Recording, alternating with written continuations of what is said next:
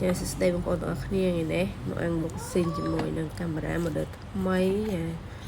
ថ្មីសាឡាងមកបងប្អូនណាក្នុងម៉ាប្រអប់នេះគឺមានកាមេរ៉ា2គ្រាប់ជាមួយនឹងម៉ាស៊ីនអញ្ចឹងសម្រាប់បងប្អូនដែលត្រូវការជាមួយនឹងកាមេរ៉ាដែលមិនចាំបាច់រត់ខ្សែ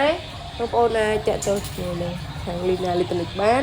ជាមួយនឹងកាមេរ៉ាចាដល់មិនបាច់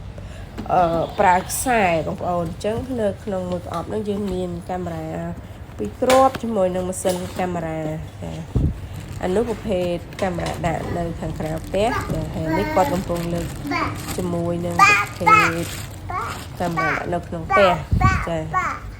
ជាងបងប្អូនត្រូវការកំពុងជាមួយនឹង Electronic នេះចាហើយពិសេសបងប្អូនណា